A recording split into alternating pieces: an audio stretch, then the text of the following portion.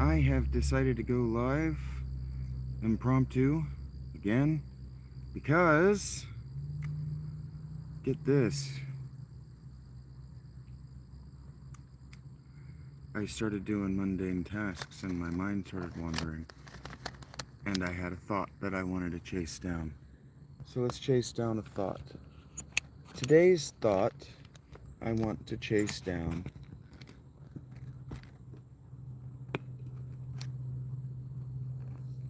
is what it says about us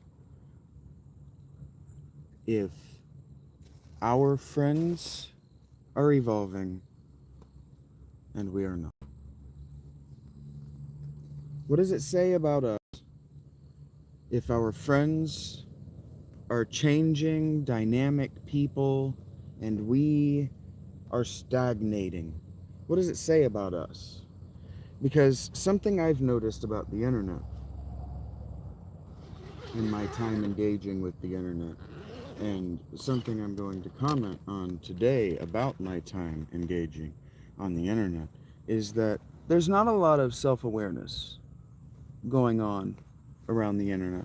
There aren't a lot of people who are going on the internet to learn about themselves and learn how to better engage with others. That didn't happen. So, what does it say about us when we find ourselves isolated on the internet with these behaviors? That, well, we can only behave the way we can behave in live chats. What does it say about us? For example, what does it say about me?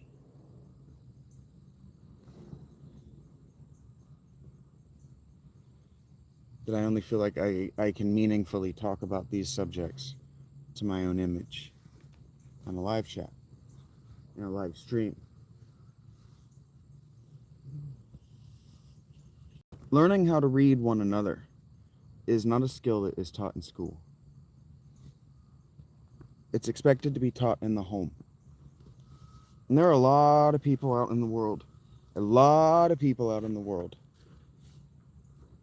politics irrespective, political affiliation irrespective, who agree that school failed them, that public education failed them in an important way.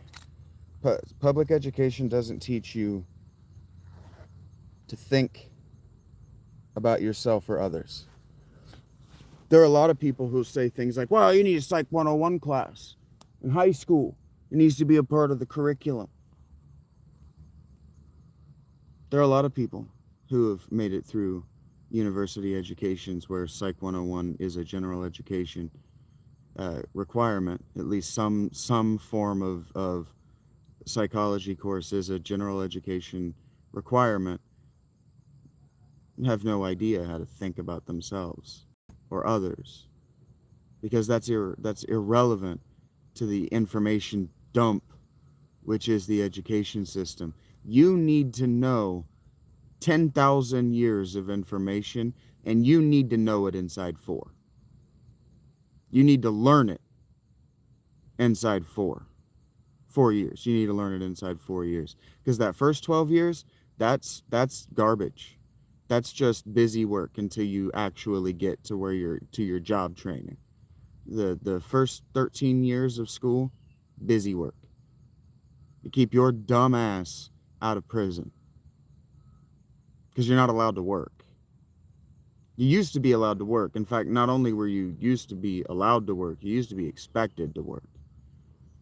So what does it say about us?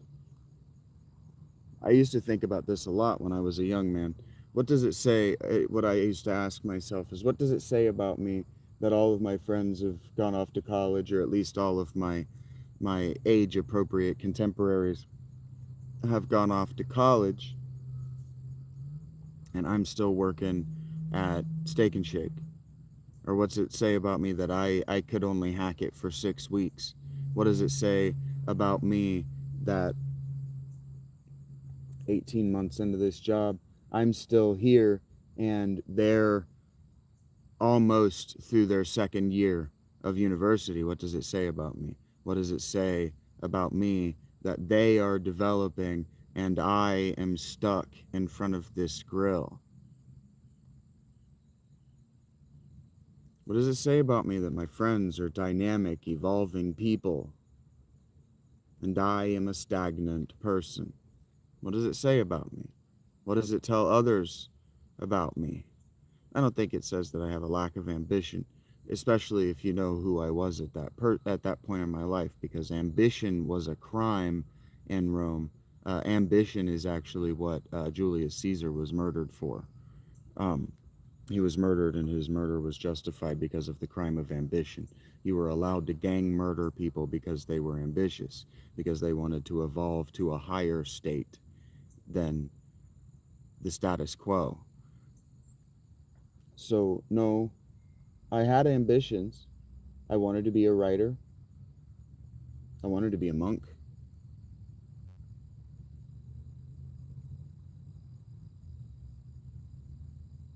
That's not what it says about us. It's too relative.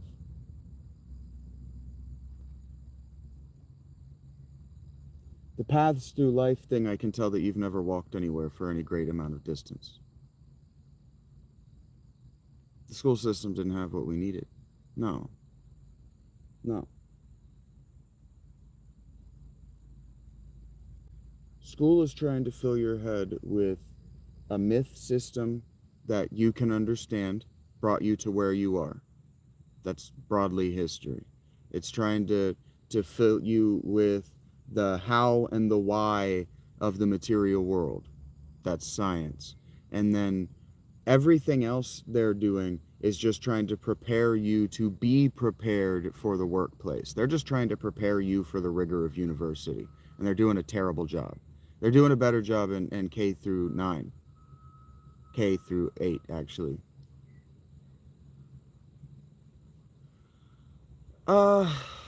No, I didn't get bored with the curriculum because it was trivial. I understood it. I understood from a very, very young age, a very, very early age, why we were there and what it was for. And so I got the information. And then I got bored because I learned it at presentation. And so I just wasn't interested in the tests after a while. Huh? No, you're allowed to ask questions. They're good questions. They're good questions. Because I didn't drop out at university because I couldn't hack the rigor. The university level rigor was easy for me too. But I just got to read all these books. This is stupid. I'm not reading these books. Then that's why I would have just failed out. I'm not reading these fucking books. You're not going to test me at my knowledge on these fucking books.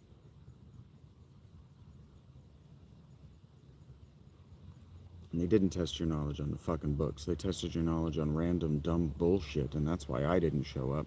I didn't go back to university after 6 weeks because of two things. Temperamentally, they were trying to weed me out. And then the other reason is because Shawnee State University wouldn't transfer my transcripts. But what I'm saying is they didn't teach us how to fit into a social environment. Because that was what was missing for me, was the desire to be around the people I was around, because none of them had figured out why we were there yet. They all thought we were there for the social experience because they all believed the sales material. They all believed the sales pitches.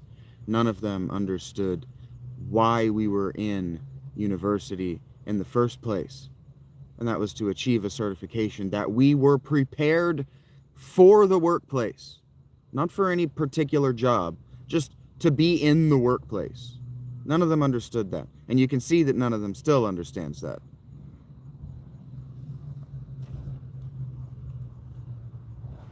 You can see my generations freak out that they didn't walk out of their undergrad with their what is it called, dream job. Just goes to show they didn't understand why they were there.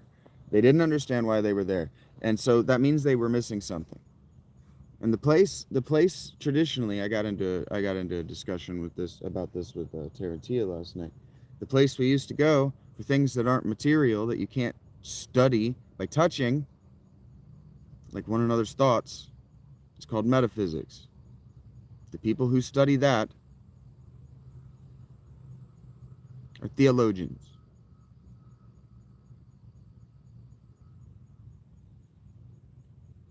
So if you want that, if you want to understand why other human beings are the way they are, and you want to know how to respond appropriately to the individual human being, you need religion. You just need it because you need a higher intelligence to emulate. And emulate does mean rival. You do need people to confuse you for God by doing it. That's why God is given that characteristic, being able to understand where people are coming from. So what does it say? This is a question I've asked about myself a lot because I turned it outward after a while, and now I'm turning it outward for you to think about, for sure, but also for those of you who are following the narrative of my life to wonder about, to ponder about. There were a lot of people who wanted to get close to me recently who had just absolutely no self-awareness whatsoever, no ability to introspect whatsoever. They want to present me their problems, and then it's like, okay, well, your problem isn't a problem to me. It's very simple. And they're like, oh, wow, okay, well, that's that easy oversimplification or easy simplification and dissolution of my problem makes me feel stupid and lesser. So I'm going to find a way to create a splinter group out of people who also feel that way about you from within your group. Social media doesn't have a hand.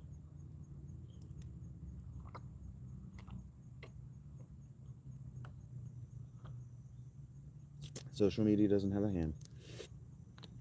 In fact, social media has done its level best to ask you to think before you speak. That's why they started banning words. That's why they started banning concepts. That's why they started banning people. That's why they started creating splinter groups like I described. Blue Sky is a place where people can go and bitch about the red. Twitter is a place where people can go and bitch about YouTube. YouTube is a place where people can bitch about TikTok. TikTok is a place where people can bitch about not being allowed to be to sell sex in public.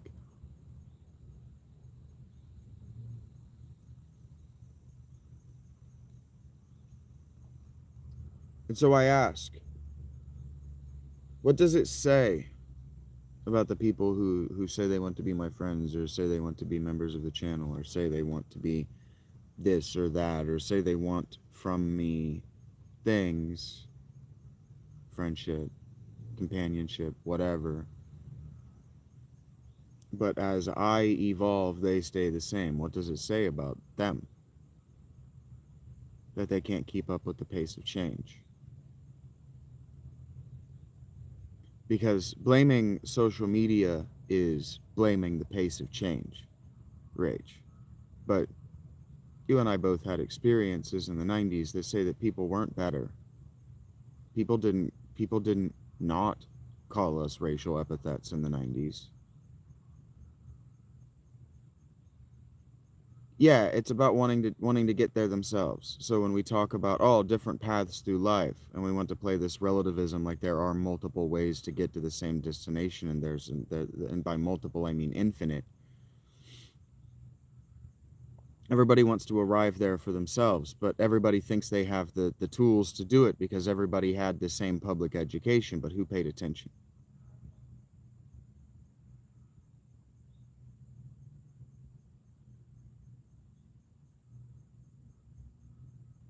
I see a lot of people roll through my chat and want to try to throw this idiosyncratic worldview they think they've cobbled together at me, and all they're saying is Nazi bullshit, and they have no idea. They have no idea. That can't be true, though, Dave. That can't be true, that you never really followed societal protocols. That can't be true. Fine, your grammar is bullshit, but you put a comma there. That's a protocol. All of your words are spelled correctly. That's a social protocol. You didn't use any profanity or sexual language in that sentence. That's a social protocol. You spoke when it was your turn to speak. That's a social protocol. You used the chat in a YouTube live stream. That's a social protocol. You're probably dressed at all times in public. That's a social protocol. What you just said is a bald-faced lie, and I could count a million ways it was a lie. That's exactly what I'm talking about when I'm talking about a lack of self-awareness. You never followed them? Fuck off, you never followed them. You follow them every day in a billion different ways, in an uncountable millions of ways. No, it was because everybody follows social protocols, man. You can't live a life in the world and not follow social protocols. You can't be naked. You can't be naked. It's right there in like the first book of the Bible. It pretty much means 85% or better. Pretty much nothing. Pretty much nothing. You follow social protocols without even being aware of it, without even thinking that it's a social protocol. Even that, the fiddling with exactly what I said is a social protocol. Yes, homeschooled people have very different social protocols. Yeah, they're very different than people who are raised in public education and people who are raised in private education. Very different ideas about what social protocol are. Yeah, about what's appropriate to the social environment. The rituals that we play, like saying hello. Just showing up and announcing yourself by saying hello is a social protocol. And Dave, you do it every day, habitually. Never really. It's just not true. It's just not true. It just lacks self-awareness. It's giving yourself a nickname. And I thought, obviously we didn't, but I thought we all learned by middle school that giving oneself a nickname is just tacky and it's just a great way to get bullied. Like one thing that I learned in school that evidently you guys didn't is it's your choices that get you bullied. It's your choices that get you bullied, not your genetics. It's the things that you do that are different in the social environment that get you bullied. It's your choices. I figured that out a long time ago. Sure, Dave.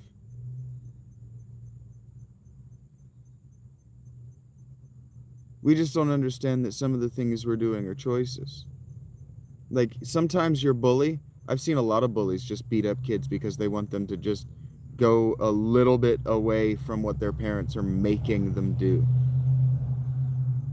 Because bullies come from bully homes. They come from homes where their parents are bullying them. And so they're trying to have some kind of social rebellion with a partner. They're trying to teach somebody how to rebel in the way they are rebelling.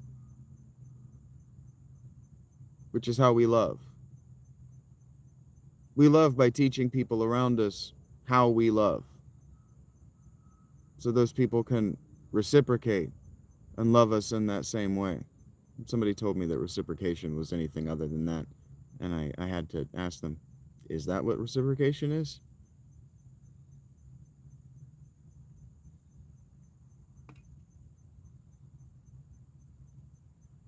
Yes and no. You weren't really bullied for it, though. Hear what I just said in the second half. Your bullying was encouraging you to learn the language faster, and it was somebody looking for somebody to rebel against social protocol with. They were trying to teach you to be tough because they came from a home that taught them to be tough in a way that we have been taught in the last 30 years is unloving. But their parents didn't know they were unloving. My parents didn't know they were unloving. My parents thought they were toughening me up. My parents knew they were inadequate to me.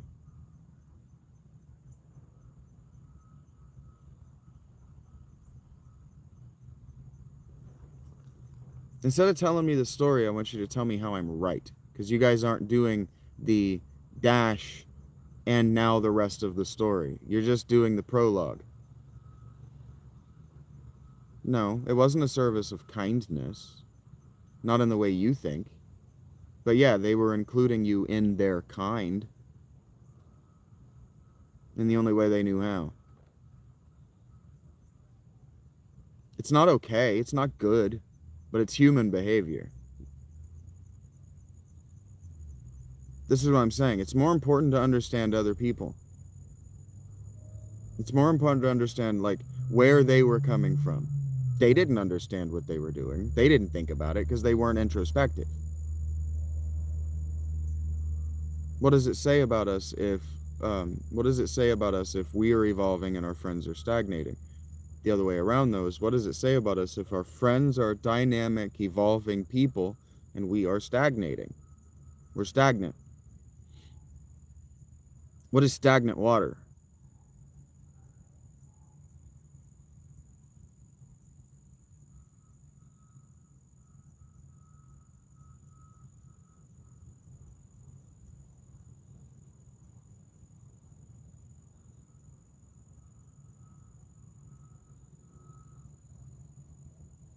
Bad water infested with bugs. That's a way to approach what stagnant water is. I'm not going to ask you, Rach, to define the word stagnant because that's mean. But literally, what is... Yeah, it's the same as a boy picking on a girl because he likes her. He doesn't know how to express his feelings, so he's just going to do what his body tells him to do, and that's interact with her.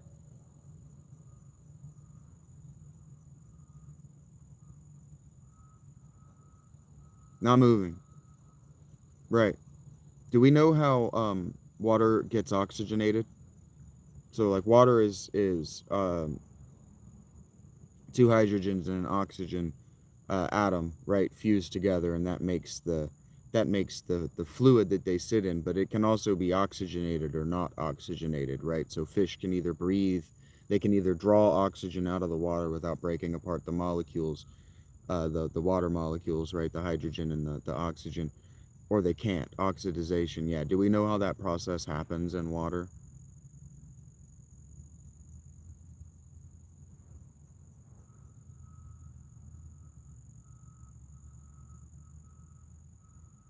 Yeah, movement, agitation. So when the surface or the end of the water is agitated, uh, like waves or a waterfall, when the water is agitated, oxygen molecules will get dragged into the fluid of the water. Yeah. And so a stagnant pool of water probably has no oxygen in it, too. It's probably not breathable, which means there's probably no life in it. That means there's probably no fish in it, which means there's probably no food in it. Yeah, diffusion from the atmosphere. Okay. It's not an easy metaphor to work with. Not everybody knows this. Not everybody's had fish tanks, right? Yeah, you got to remove the hydrogen and replace it with oxygen. Yeah, you got to keep that churn moving. Yeah, it's lifeless, stagnant, lifeless. You can equate the two, because that that scum, right? And then so then you get to Rachel's, it's got nasty shit in it. That stuff is effectively lifeless. That stuff is the product that lives on lifeless stuff. Like, you don't want to eat from that. It'll kill you, right? So stagnant equals lifeless equals effectively life taking.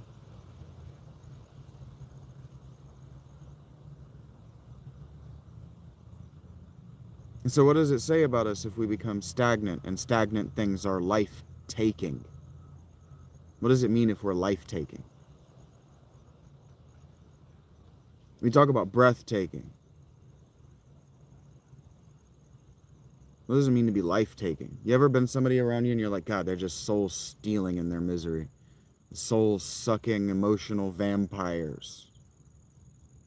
You ever felt that?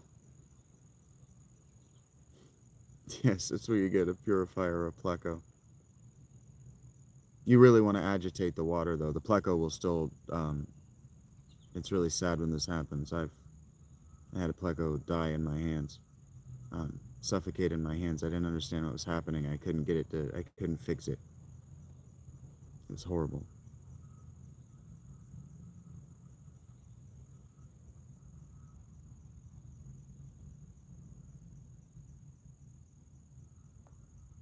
Well, have you ever examined those people's lives? You ever just looked at them? Like, if we were going to talk about some of our bullies, right, that are maybe drug dealers or in prison. You ever just look at their lives and go, you haven't changed in a very long time. Are they comfortable? I always push back on that word. These people that we're describing, none of which is the three of you. These people that we're describing, they always say they're comfortable. Kat, my most recent ex, she always used to say, yeah, I'm comfortable. I'm comfortable. I'm comfortable. And then I would look at her 6.5-foot pile of trash beside where she was sitting. And I would think to myself, comfortable? You comfortable? That's luxury to you. I think we've gotten confused about what comfort is. And I'm trying not to sneer.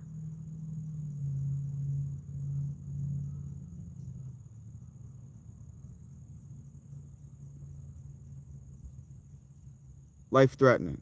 Because not comfortable. Maybe stuck. Or if they are genuinely comfortable, like there are people that we see, like you see the people with the face tattoo, right? And they seem to be just fine. Maybe they get comfortable. But there's a psychological phenomenon. There was a test, an experiment that was run probably in the 70s. But they took these monkeys, they took these baby monkeys, and they put them in two different environments.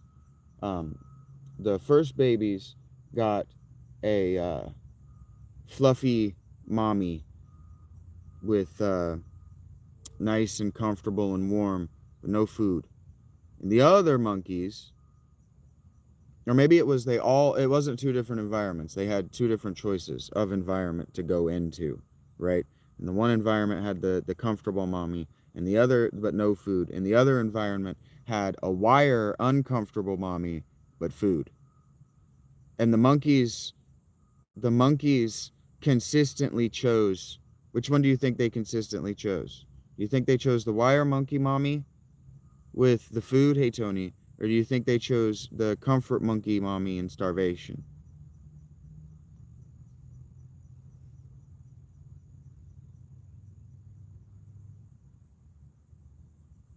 They chose the fluffy monkey mommy and they died.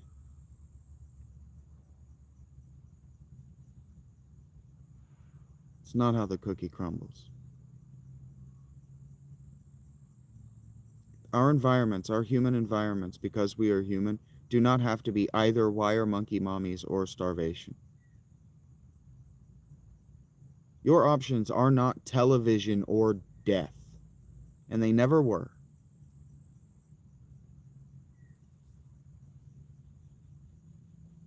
You think that, Dave. You think that. But what if we abstract food away from sustenance? I mean, right now you're choosing food. You're at the fountain. You're talking to me. You're nourishing yourself intellectually, spiritually. But would you? Have you? If you and I right now were playing a game of chess, temperamentally, would you choose food if I presented you wire monkey mommies? Or would you choose the comfort of conservative tactics?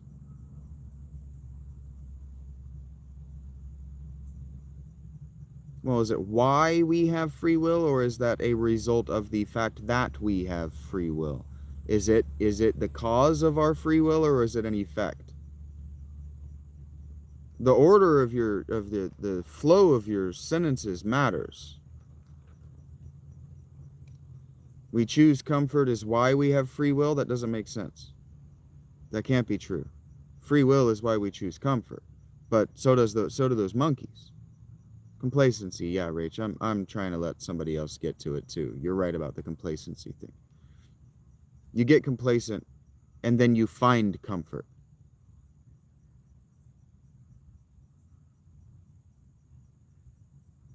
What does it say about us when we can admit that someone is too intellectual for us and we're going to go find comfort in a conversation about comfort?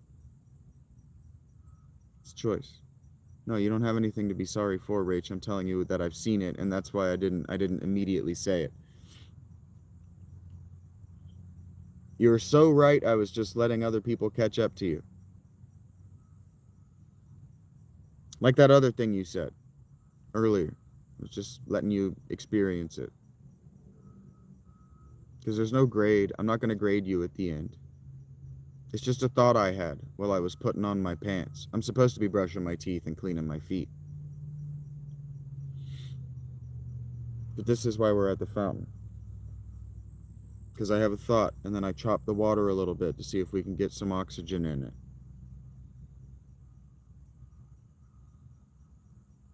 Yeah. Comfort zone is a good corporate buzzword for this. Comfort zone is a good corporate buzzword for this because it's all over the self-help on YouTube right now. Comfort zone. Step outside your comfort zone.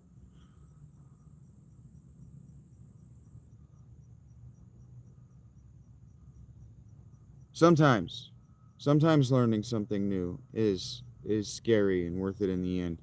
But doing all the research that I did in Nazi Germany wasn't scary, and I would not call it worth it in the end. I wish I hadn't done it. Not everything we learn is worth it. That's why for 10,000 years before the modern era, a lot of information was barred from people to ever get access to ever learn. Fear. Okay, well, remember, Rach, when you talk about fear, I hear the word reverence. So when you say fear, when you write fear, I read reverence can be a motivator. Awe will freeze us. Fear, awe, reverence, they're the same emotion. And it's the act, it's the feeling, it's the beam of light that John Keel was talking about in the section that I wrote last night that sticks us in place. It's called the sublime. Sublime. It's called the sublime. It's the realization that we too will die, we too are finite, we too are infinitesimally small, and anything we do will end in failure. That's called fear. That's called awe. It's called reverence. And the motivator is that someone will take up our work when we are gone. The hope.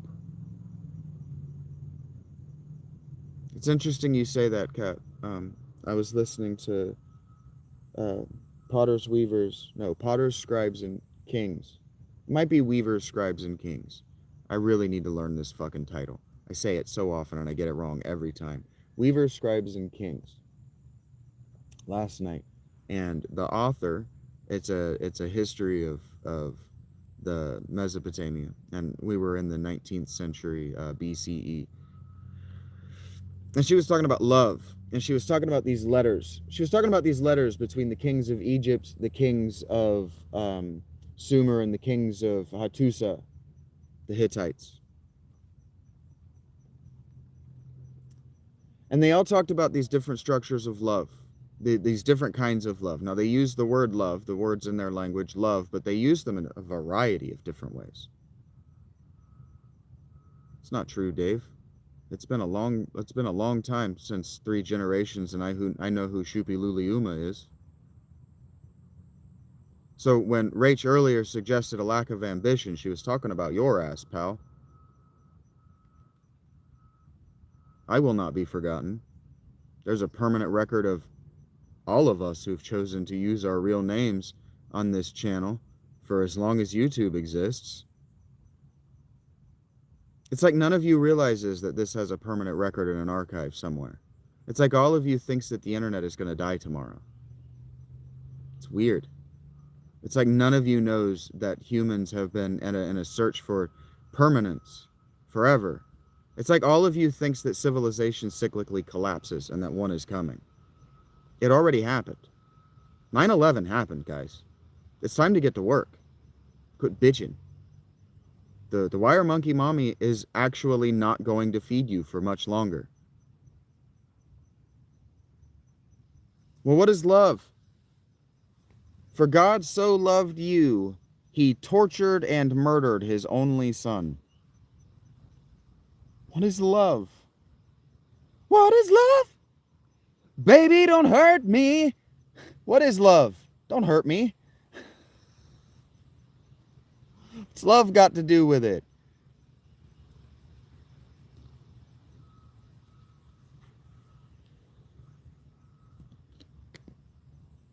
Why do you think I, a homeless person, am doing this, Dave? There is a record that I exist. Not just that I existed, but that I continue to exist. Because you can count on me doing the same thing tomorrow that I did today, because I have a pattern. I have an established temperamental pattern. If you and I are playing chess right now, and it's your move, is it more likely that you're to bet on the fact that I'm going to be live at some point tomorrow, or that I'm just going to totally disappear from the face of the planet?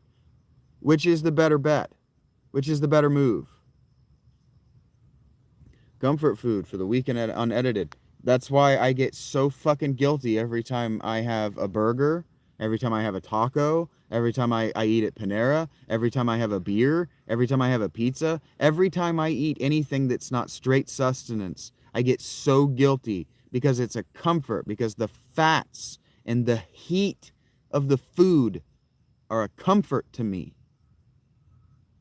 And I get hugely guilty. It's an addiction. There's a chemical response in the brain that says, do it again, do it again, do it again, do it again, do it again. It's not a shitty way to think about food.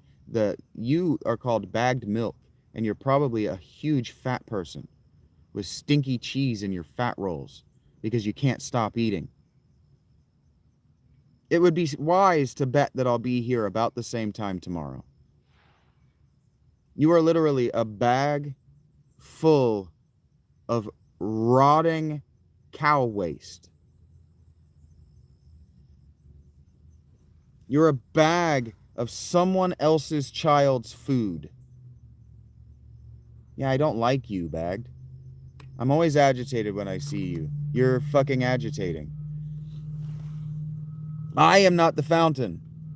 I am a waterfall. You can me all you want. Hi, Zoinks. I have one rule.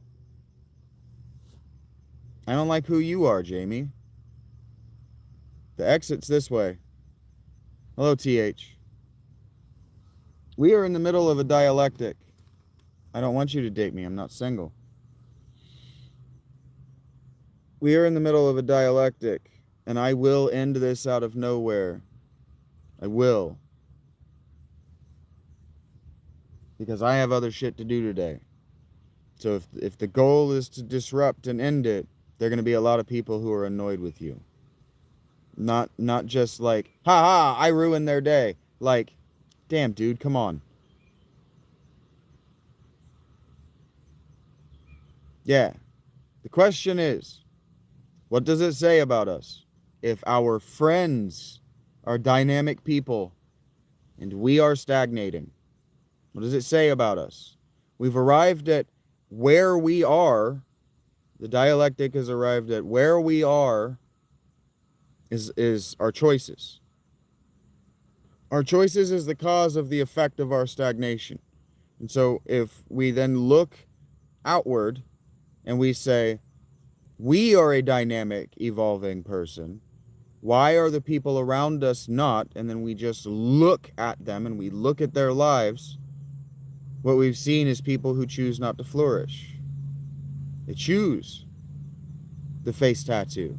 They choose to wear dirty clothes. They effectively choose to live in a tent this side of civilization.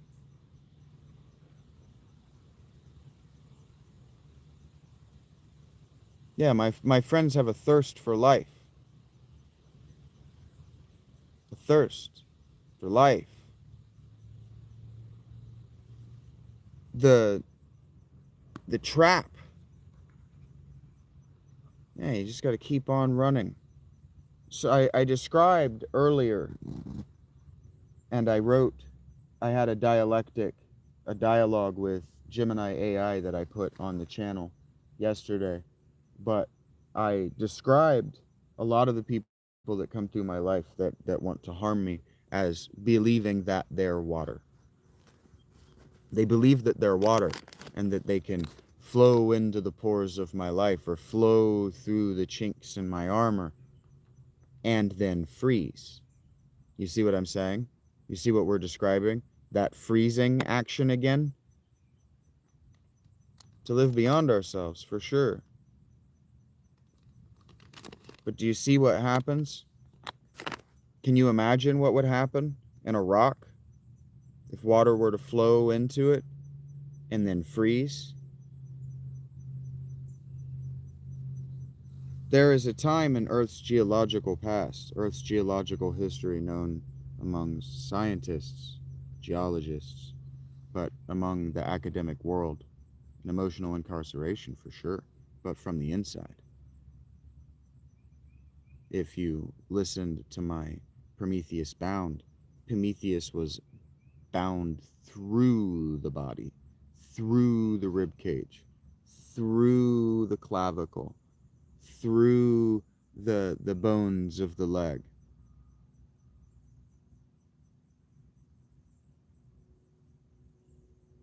The discussion is, what does it say about us if our friends are dynamic, evolving people and we are stagnating? And we've arrived at a definition for fear, which is awe and reverence, and a verb for fear called freezing. Now, there are actually four clinical responses to traumatic stress.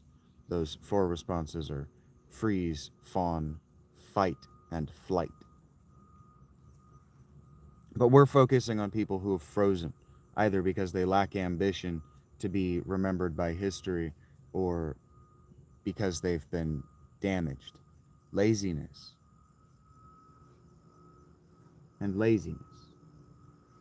Comfort and laziness are not dissimilar. Yeah, freeze and fawn were expanded during the fight and flight were always idiomatic. They were never actually never actually scientific. They were studied by a woman who did fuck. I don't remember what it's called. CPTSD, complex post-traumatic stress disorder. Fight, flight, freeze, fawn. There are four. Fight, flight, freeze, fawn.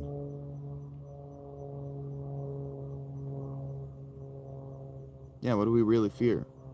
Most of us were taught by the public school system and our parents to fear success.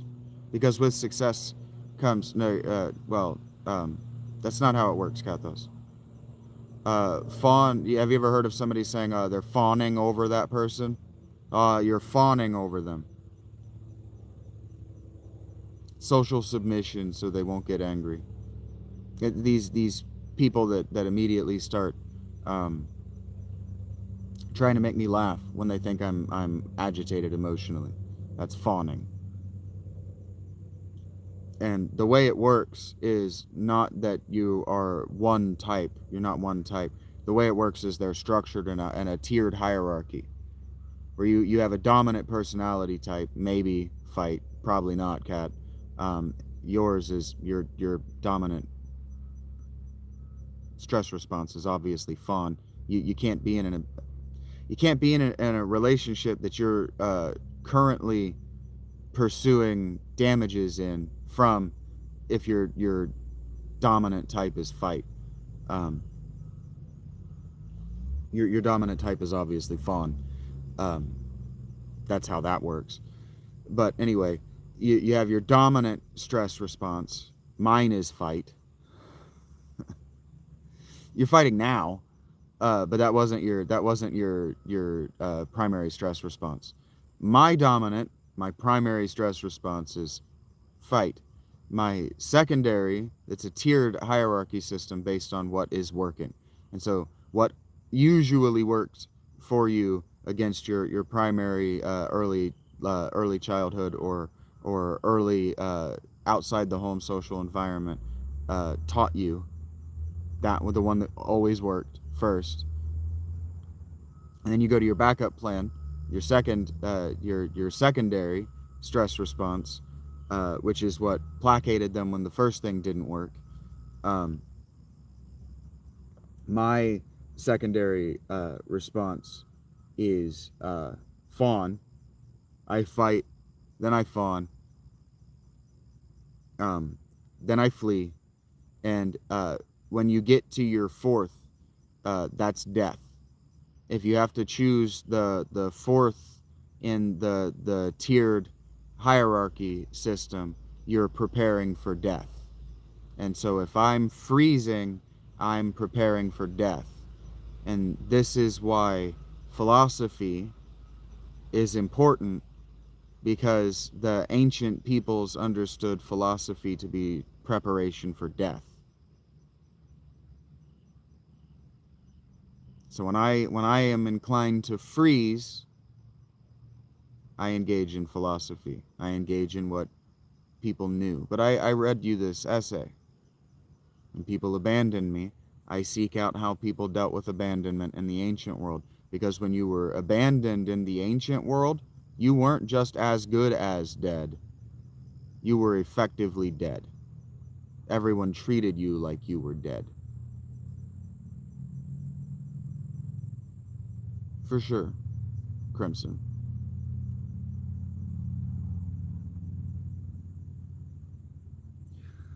Okay, so we have some good working consensus on what stagnation means, on what it means that we're stagnant and our friends are dynamic and evolving. And then we have, I missed you too, Hazel. And we have an idea that we believe that we are dynamic and evolving, and we look out and we see stagnant people, and we differentiate ourselves. We differentiate ourselves from the dead and the dying by living. And we've agreed that what makes us different, or maybe if we're stagnant, what makes them different if they're dynamic and evolving, is a thirst for life. But I want to say something, and it's important. This way there be dragons, or the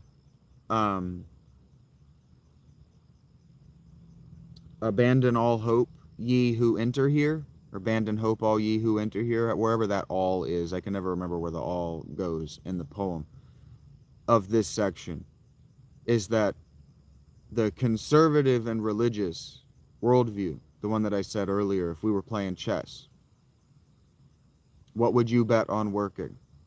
The conservative, or playing against my playing against my patterns? So in the NFL, for example, when you see head coaches, it's against the head coaches are competing, they're coaching against one another's temperament. Okay, I know your patterns. And then the opposite coordinators, the offensive and defensive coordinator, the play callers, when they're calling plays based on the temperaments. What the other team has shown is their habits. When you're a boxer and you're preparing to fight another man or another woman, another boxer, you're watching for their habits. What are their tendencies? Tendencies is the word I was looking for. You're looking for their tendencies. And the great fighters, the great coaches, Bill Belichick, you could never get Bill Belichick on a tendency, because Bill Belichick didn't play to his own tendencies. Bill Belichick coached to your tendencies. Every week we're just going to coach to the opponent's tendencies. Bill didn't have any tendencies. His tendency was to have consistent offense that scored when it needed to at the end of the game, before and after the half, especially if they got the ball after the half. Solid special teams and a defense that wasn't going to let you score. We must change ourselves in order to prepare for a particular fight. That's right. That's right. And how do you do that? That's why I hate read. That's why I'm reading this spoopy ween material. You can only prepare yourself to fight the enemy by engaging with the enemy. At least by observing the enemy. Like, okay, so think about it in like medieval terms. We're gonna play a game later called like Kingdoms and Castles or something like that. Yep, change. Adjustments. Listening, watching, observing. Yeah. Rach is exactly right. Don't follow me. Follow Rach. She's the one out in the corporate environment. She's the one with the head injury. Just, and if you don't agree with her, just assume that that wrench hit her upside the head the other day.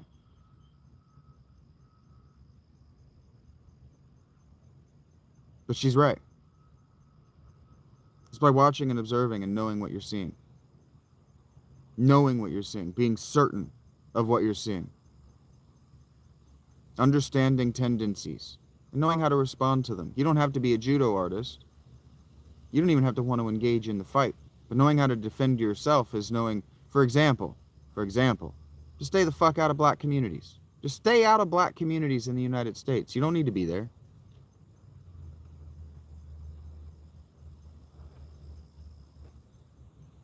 If you're not white, not affluent in Texas, and you're not from Texas, maybe don't argue with the cops.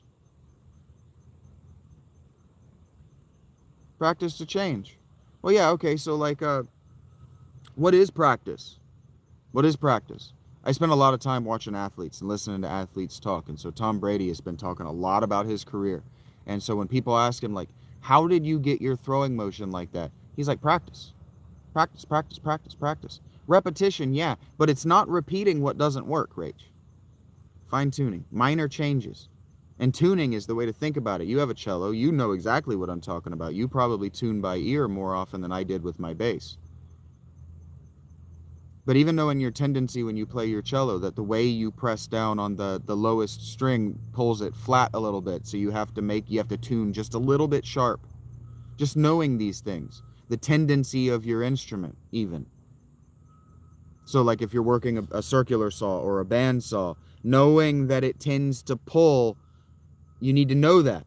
Keep your fucking hands out of there. And yeah, you need social protocols to know to keep your fucking hands away from that thing. Don't fucking chop your fingers off no matter how good you think you are. No matter how smart you think you are, no matter how observant or how fluent you think you are in traversing foreign landscapes. I promise you, there's a guy, his name is Otzi, O with an umlaut, T-Z-I, Otzi the Iceman. As good as you think you are as traversing foreign and foreign is the right word, but unknown landscapes to you, landscapes which are to you foreign and unknown. As good as you think you are, a human will shoot you in the back. Go and look up Otzi the Iceman. He was shot to death by another person. And Rach, he was climbing the Alps barefoot, man, in the winter. If he can do it, I can do it. I'm gonna get boots today. Because of a generous donation of someone who I would prefer to keep anonymous, all of my debts are clear. The laptop is paid off, and I have like a little bit over $100 if I move it around. I have money to get boots. I don't have money to get socks yet, but I have money to get boots. I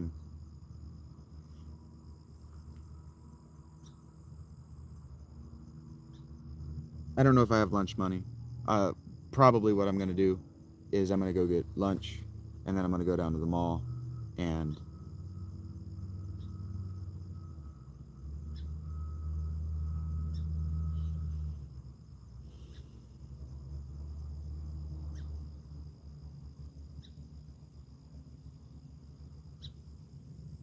we're at where I want to leave you. This is where I bow and I collect my tips and I go and get lunch. That's all I wanted. I'm not going to go barefoot. It was cold enough last night that I went, yeah, I'm going to want boots. So I've been talking about it to remind myself to do it. Have you heard me mention it today, Rach. Come the fuck on. I won't go barefoot. I did sleep naked last night to see if I could sleep naked in 40-degree weather in my tent, and I didn't even wake up uncomfortable at any point last night. I zipped all the way up in both sleeping bags, guys. Calm the fuck down.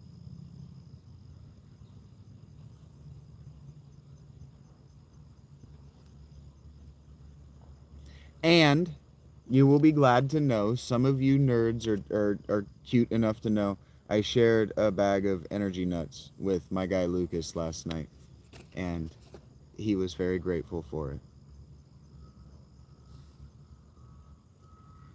He did, however, reject the popcorner that I gave him.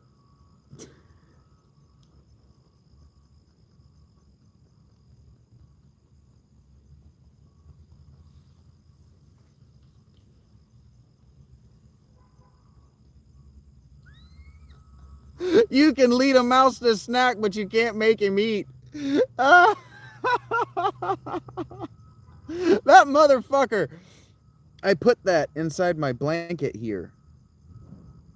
I put it inside the blanket here, and I found it on top of my backpack about 9 inches away. He fucking carried that thing down around to put it down here to let me know, no, this is unacceptable. Put the good shit back here, or I will come find it. I'm being Viking invaded by a mouse. No. Popcorn. No, you got nuts. Nuts, friend. The food that I like. Put that here, not this bullshit. This is not calorie rich. This has no nutrients. There is no reason for either of us to be eating popcorn, says Lucas.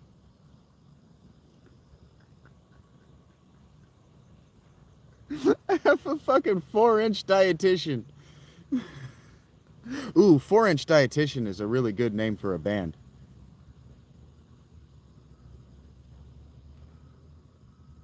Yes, Dave. Boom. Boom. Does anybody remember that show Entourage? Dave nailed that one. Yes. That's how you can have one person who's thriving surrounded by emotional vampires. They think that they're making you productive. That's the one, Dave. Gold star A++. Can we get a W for Dave? That's the one. That's why I wanted to stop talking. Leave you guys to figure that one out. That's it, Dave. That's the one. You got that so right, I'm pissed off enough I want to just leave in a rage. Well done. I'm very grateful. I know that sentence doesn't make sense. Don't react to my emotions. I have bipolar 2 type. I have bipolar type 2. Don't react to my emotions.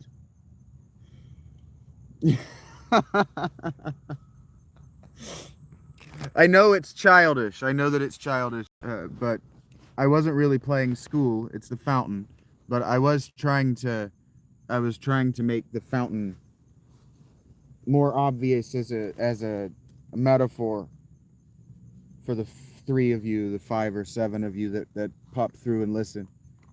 Maybe you'll get the ruler. What? She went to Catholic school. I'm not an old nun.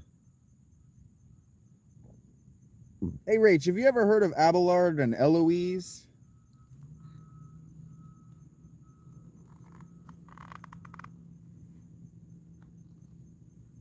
She got the ruler a lot. A lot.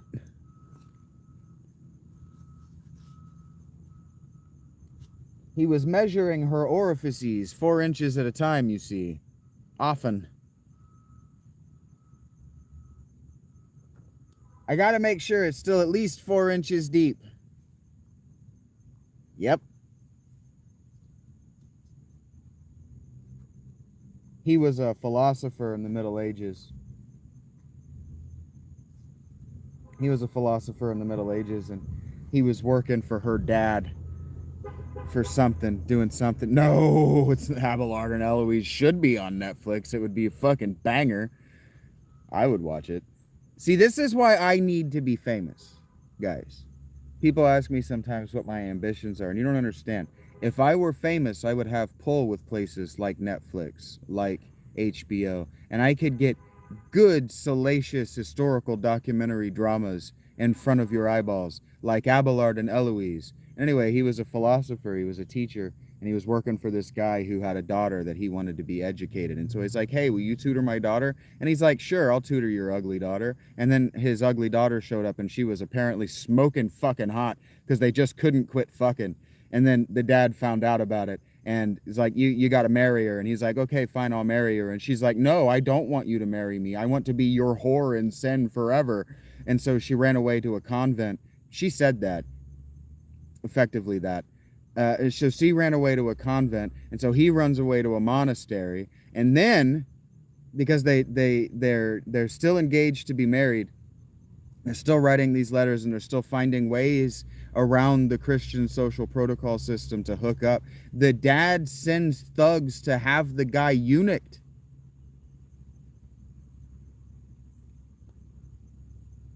Story's crazy.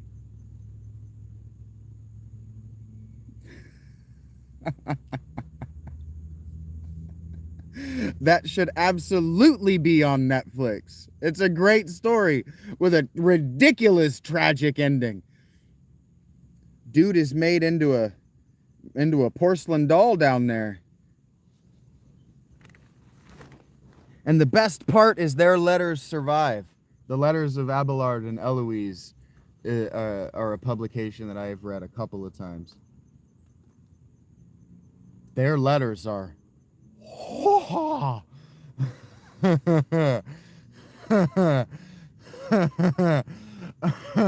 I'm the kind of person that I am.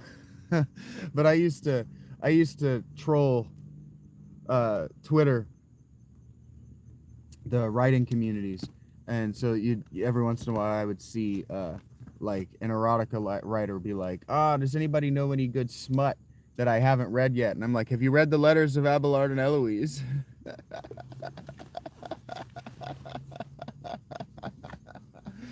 Oh man, he explained to her father. This is so funny to me. Maybe it's embarrassing to you ladies, and maybe it's not funny to anybody but me. But he explained to her father that he had explored all of her holes in an effort to get her to not want sex from him anymore. He's like, look, man, I gave her anal, I slapped her around, I did everything I could.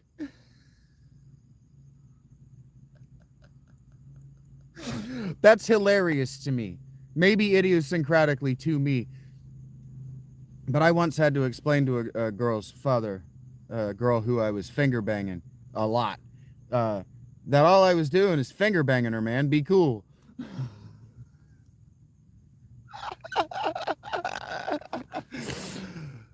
The father wasn't happy about it.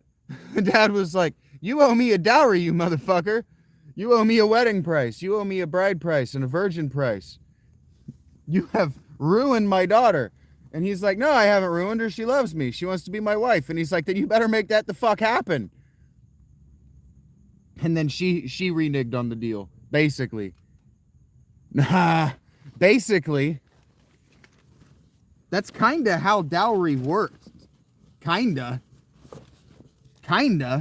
Dads today don't feel a lot different, but in the ancient world, dads kind of felt like if you were going to spend the time plowing his daughter, he at least deserves something else to plow with, in the case of an ox.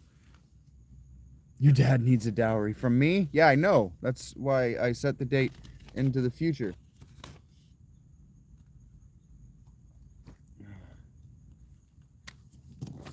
So the virgin price, I'm assuming, is somebody else's to pay.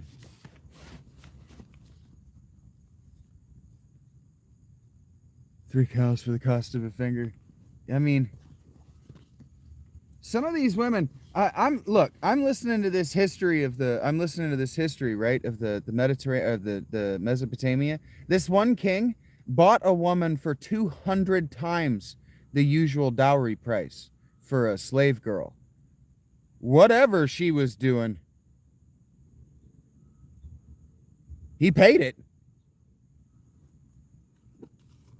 And the author, anthropologist, archaeologist, whatever her education is in, I don't know, and I'm not trying to be dismissive. I don't know. We're moving on.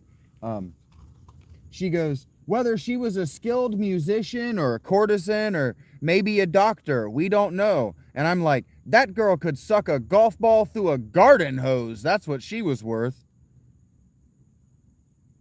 No, I don't have. I might own Abelard and Eloise, but I do not have. No. No, I do not. No, I don't think I'm even allowed to talk about that story on YouTube. That is one of the most salacious things to have happened in recorded history. And it's a hilarious story that deserves to be on Netflix. I laugh at the wrong things. I know that. Her response is just so perfectly CW. Her response to all of it is just so perfectly Twilight. Oh, my dad is into it now? No, never mind. What up, Hunter? Yeah, you'll pay me for my time to do a private reading of that story for you? Yeah. I hope your vibe is whisper quiet. I cannot believe I said that out loud. I'm so sorry. That embarrassed me too. Woo.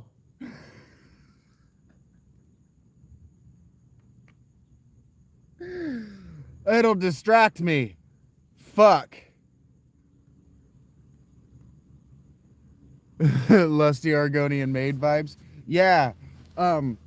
Historians, anthropologists, archaeologists, they don't want to talk about this stuff. They don't want to talk about this stuff because cult, the kind of bad kind of cult that hurts people and convinces people to eunuch themselves, these sorts of things. Oh, that's a big spider. Please leave me be. Cult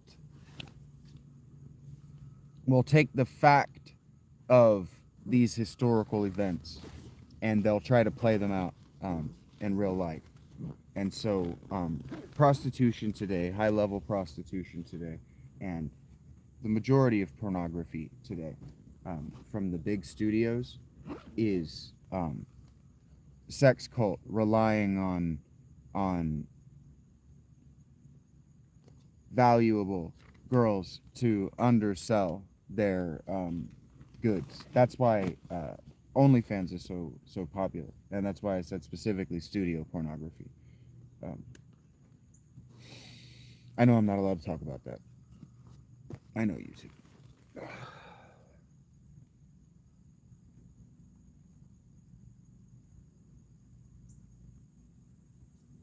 But yeah, in terms of production, right? In terms of production and being productive, a lot of people see themselves in terms of the way an ancient government, or even maybe our government, sees them, in terms of their gross product or their producibility, right?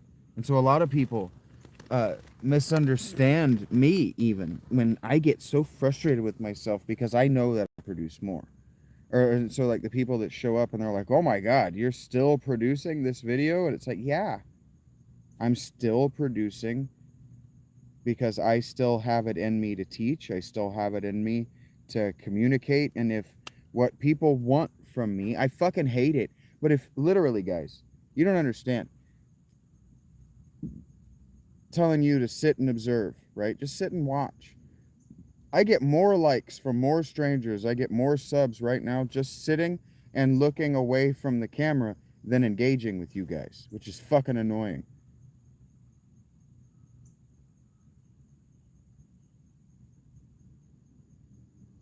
Well, adults, you're allowed to take it wherever you want. You're not distracting me, especially if it moves quick. When it moves rapidly like that, calling attention to it like that isn't bad. It's just calling attention to it. Hey, what's up, Dylan? I was just thinking about you the other day. I haven't seen you around at all. I'm gonna brush my teeth real quick.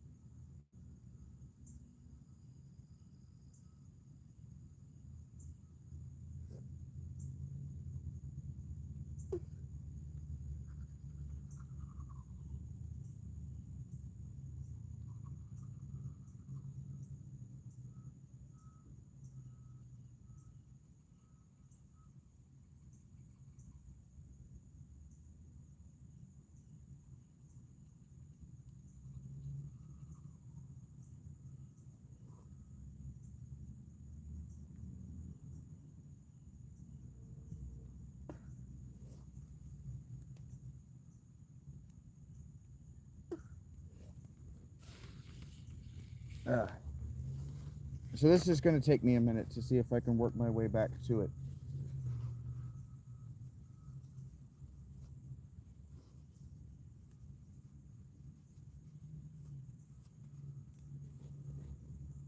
Yeah.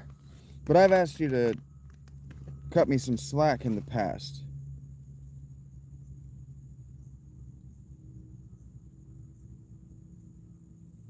That makes sense to me, Dylan. I'm glad that you're diagnosed.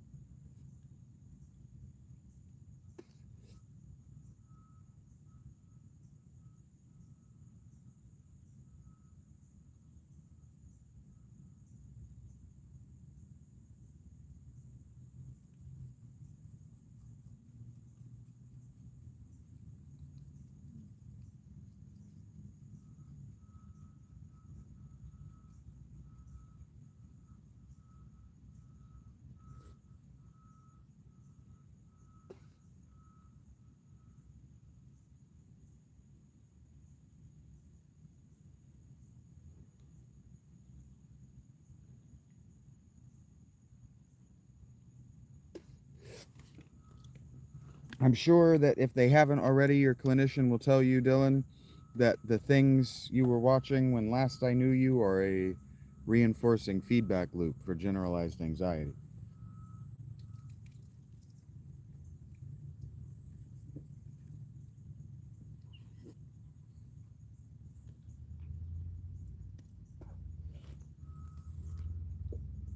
Let me explain real quickly,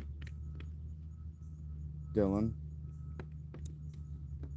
how you can ask me how I can know that, how I can say that.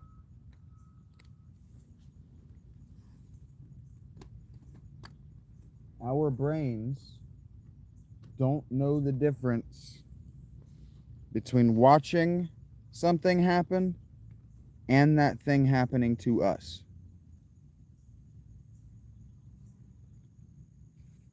The things you were watching weren't power fantasy, they were anxiety fantasies.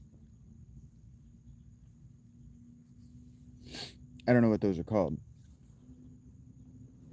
But your brain didn't know the difference in the bad stuff that you were watching happening or listening to happening to other people or being about other people and being about you.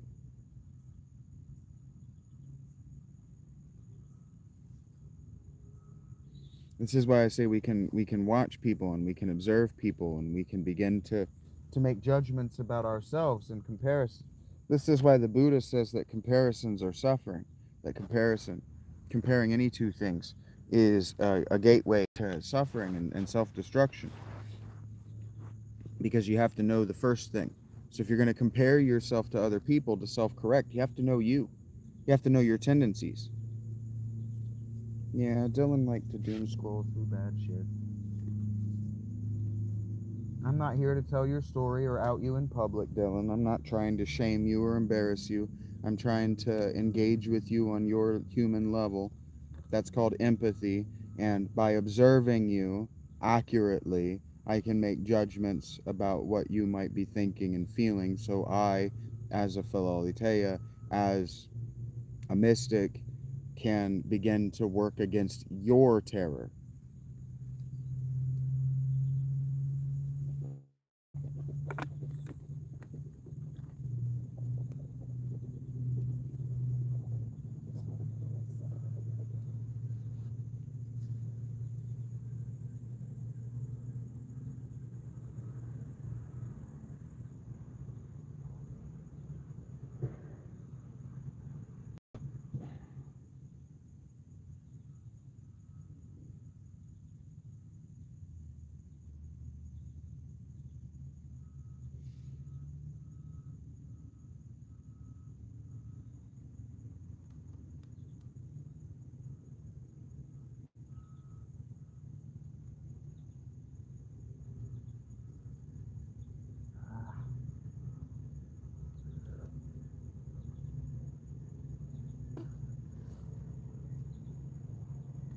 Nice. I actually got all that schmutz out of my tooth. Clippy helped me through school. Clippy, touch my no-no, please. Okay.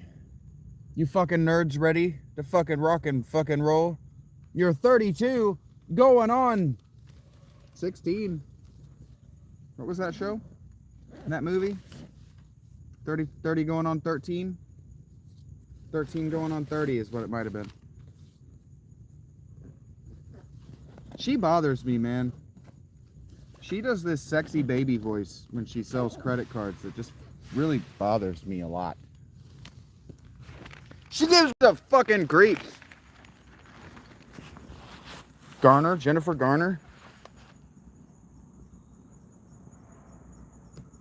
I know you own that movie. So I'm talking about it. You strike me as somebody who loves that shit. Jennifer Garner. I fucking called it. I know. That's what I'm talking about. I've observed my girl, and now I can based on her tendencies, I can make accurate judgments about what she might like and what she might laugh at. These aren't predictions, and this isn't magic. I'm not cold reading her, guys. I'm just playing to her tendencies. And that's what I was going to say. I've been asking you guys to give me slack for a long time now. And part of that slack that I've been asking you to do is to play to my fucking tendencies. Like, appreciate what's gonna make me fucking blow up. What up, Abs? I don't know you too well. I know you well enough. Too well would be where I was doing it to hurt you. Ow. Or you were keeping secrets from me. Electra, yeah, Jennifer Garner's whole career just kind of freaks me out. Ow, she strikes me as somebody who was diddled by an older man when she was very little. Which isn't to say that she shouldn't have a career. It's just to say that it freaks me out to listen to her talk. Yep, you would have loved Daredevil. You probably liked Alias, too. Ugh.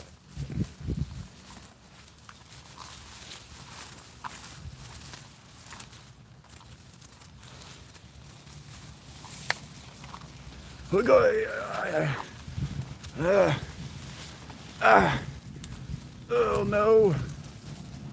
Let's hide and watch this truck come by. Oh man, they're doing construction on that end now? That's cool. You like Affleck? I don't like the Afflecks. I hated that movie, Gone Girl. I expanded it. The trail was already there. It's a deer path. I walked back here in the woods back there until I found a deer path. Actually, I followed there was a different one further up the road that we let grow over, me and the deers. I followed it down and across the creek. Till about right there. That copse of trees, and from that copse of trees I was able to see another one, the one that I follow, wind down around the ravine and back up the hill into the spot that I sleep. That was a deer. That was where the deer bed down here bedded. It was a deer nest or a deer bed. And I thought, if it's good enough for deer, it's good enough for me. I'm stealing it. Because that's where pubic lice came from, sort of.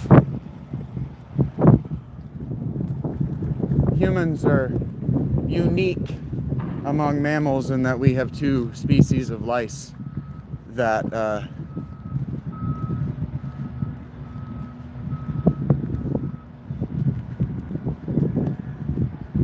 feed on us, live on our bodies. We have, I think the way it works is we have our head lice, which are human specific lice, and then we have pubic lice, which are actually they're actually a sister or a cousin. They're an evolutionary jump from gorillas. they're a descendant of gorilla lice. The Accountant movies? I don't know that movie. We will never forgive Brad Pitt for Jennifer Aniston. Okay.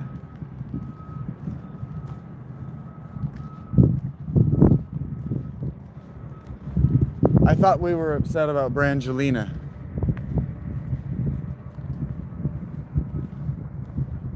Michael Keaton is the best. Birdman is one of the best movies. Birdman is legitimately one of my favorite movies. That is such a good movie. The ending is so awesome. The best Batman too. Yeah, I agree. Keaton was the best Batman. He was the best, he was awesome in that Spider-Man movie. I think it was the first one. He played the villain. He was really good in it. I like Keaton a lot. Keaton doesn't get a lot of roles, but I like Keaton a lot. I say doesn't get a lot of roles. I haven't seen it, no. Abs, that's what I said. I didn't see it. Fuck.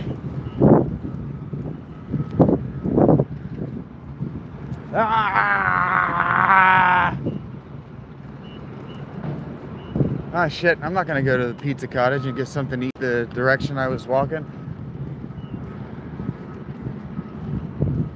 Damn it, am I gonna fucking talk myself out of Pizza Cottage? Probably. Because I don't feel like getting on the bus anymore either. I'm hungry. I'm going to Pizza Cottage. I'm getting a fucking burger.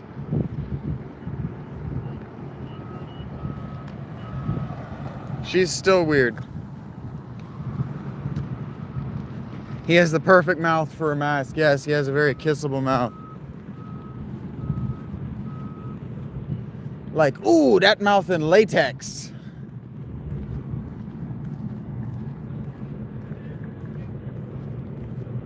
Slap an overlong mustache on that. Hi. Probably, Cat. Probably not, actually. The Hollywood and the aughts. I mean, Weinstein and the Epstein list confirm Hollywood and the aughts was a little bit out of control. Get me a Batman mask? I'm Buttman! I'm Vincent Dennis. I'm Buttman.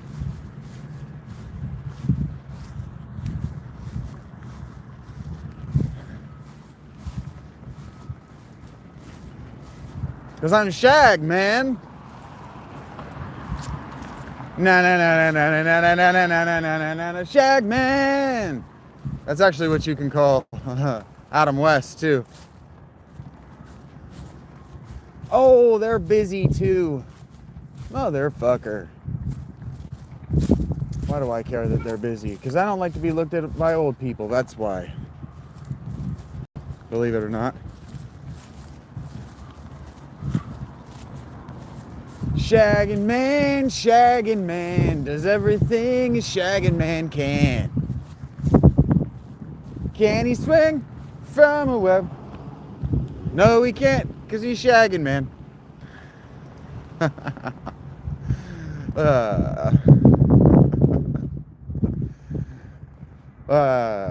Simpson movie references are fun.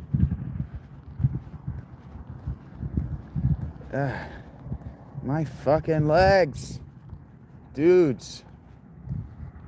I'm old, I look at you. Yeah, I look at you too. Alright guys, this is the end. I'm gonna get something to eat, and then I may or may not go down to the...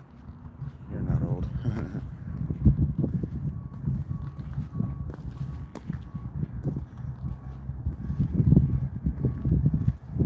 And then I might go down to the mall. Well, I'm probably just gonna go to Panera and play this game.